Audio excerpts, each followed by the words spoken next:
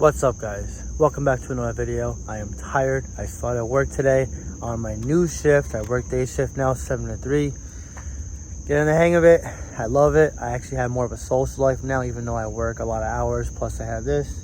But in this video today, I want to talk about why I'm not waiting to buy the dip with Kaspa, Quant, HBAR, or any cryptos I hold, and why I've never waited to buy the dip, why I've always been a dollar cost average based investor. I know we see a lot of impending rumors that a September crash is coming. People say COVID's going to destroy the market again, the Fed's going to raise inflation, or they're going to at least raise interest rates and say we have more pain to come.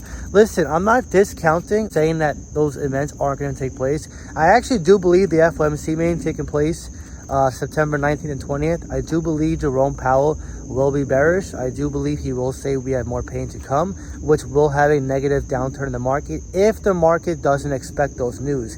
If they expect it, then we're going to see the prices bake in like we have seen in the past with these FOMC meetings. But if we expect a bullish reaction from Jerome Powell and he ends up saying, hey guys, we still got to raise interest rates, the battle with inflation is not over yet, the economy's getting better, but we're still not there yet, then I think we're going to see more of a dip. Also, I did see Joe Biden might have a government shutdown, or at least there's a possibility that October 1st being the deadline, that there could be a small chance we might be in one again. I really hope not. I really hated that as a healthcare worker back in 2020, but at the same time as an investor, we had big discounts in 2020, right? Like we saw crazy discounts.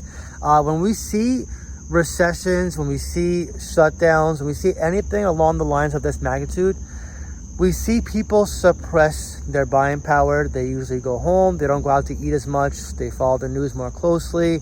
They usually get laid off from their jobs, or they at least get their hours cut back from their employers.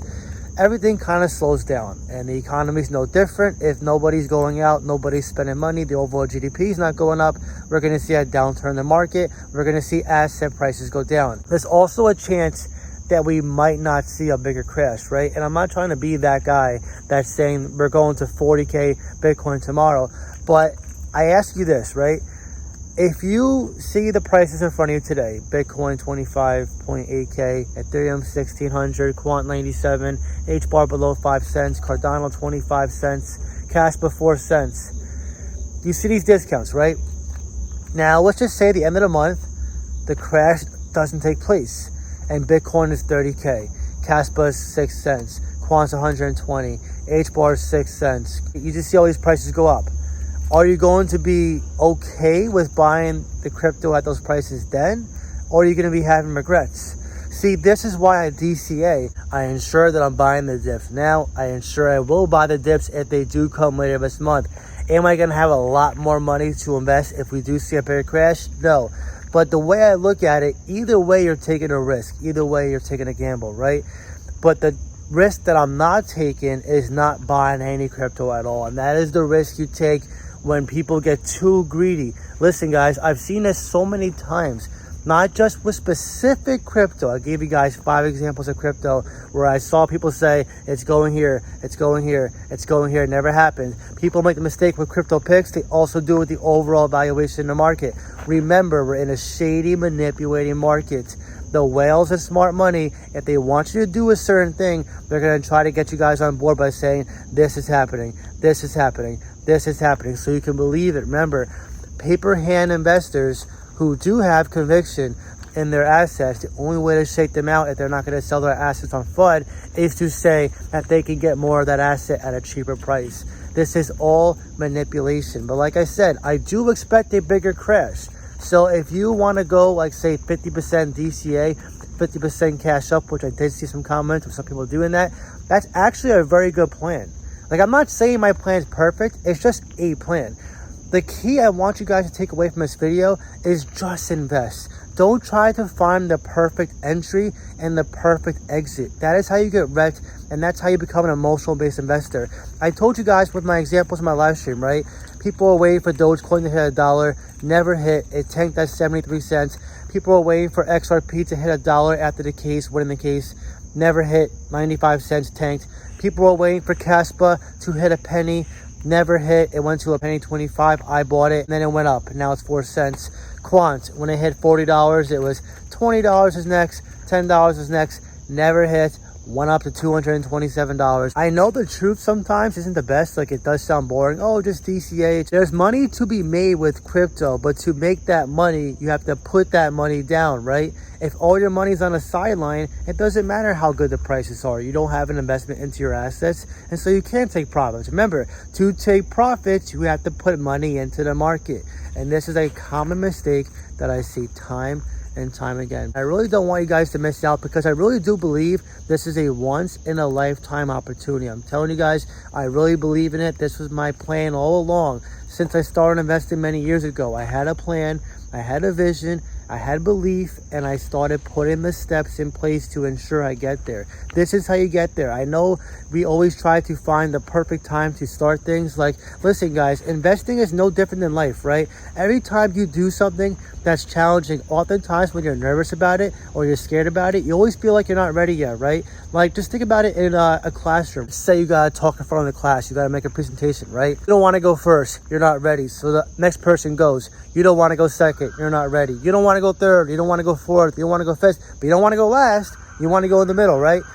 You never feel ready, but then once you go up to that classroom, you talk to them. After the first minute, the nerves go away, you feel more confident, you feel better. Next thing you know, a week later, you get your grade back, you did very well, you got an A. Now you feel confident, you feel better, you're glad you took that decision, you're glad you didn't wait.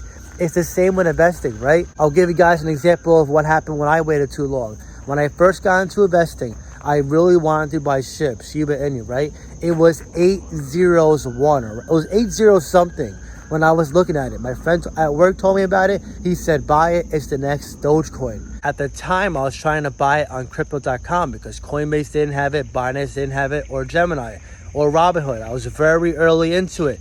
I had high belief into it, right? But I couldn't connect my bank onto the app. I had some issues, and instead of trying harder to make it work, I said, oh, okay, I'll just wait. It'll probably get down cheaper. It'll probably get on Coinbase soon. It probably won't rise up that much. And that was one of my biggest mistakes. I was going to put down $3,000 that day at 8 zeros, whatever it was. If I did that and I rode it to the top of 409, I would be set probably for life. I would be very wealthy. And that is, to this day, one of my biggest setbacks, one of my biggest regrets was not trying hard enough. Even though I know it's a meme coin, it's more of the mentality that I wanted to highlight to you guys of what happens sometimes when you wait too long. Sometimes the opportunities don't always get better, but instead pass you by. And in this case, it passed me by because I wanted to wait, because I didn't feel ready, because I didn't try hard enough. A major life-changing opportunity literally slipped through my fingers and passed me. And so now my next goal is to be financially free with my blue chips, with my altcoins, with my utility-based altcoins. I am not letting this opportunity pass me. Are you going to let this opportunity pass you? If not, then start doubling down now. I'm not telling you guys to dump your bank account into crypto now. I'm not telling you to do that. I'm not even a financial advisor. I can't tell you guys to do that. What I'm saying is, if you expect the market to go lower, great, save some money. But don't go 100% and gamble and not do anything right now in hopes of a bigger crash that may or may not come. There was a quote that I once saw. The price of inaction is far greater than the cost of making a mistake. I saw that quote a while back. If I could find it, I'll share it on the screen. And it really hits home for me. Really hits home for me. I lived through it, guys. Remember, you're talking to someone who, yes, is just like you. I work a job. I have goals. But I also been through this. I have experience. I know the mistakes I made. I know what I need to do now to get better. And I am taking the necessary steps to ensure I get there. And I really want you to join me on this path to also reach your own financial goals. By the way, if you want to reach out to me, talk to me, see how crypto I'm buying, selling, trading, join a like-minded support group of both beginner and advanced investors, or run your portfolio by me. Ask me questions. Then feel free to join my Patreon and Discord. I'll have a link in the pinned comments down below. It would be awesome to see you there. And I want to hear from you. What crypto are you currently buying right now, and how much money will make you financially free in 2025? Drop your comment down below and let me know. If you enjoyed this video, please leave a like. Really helps so much. That being said, I hope you have a great day, and I'll see you in the next video.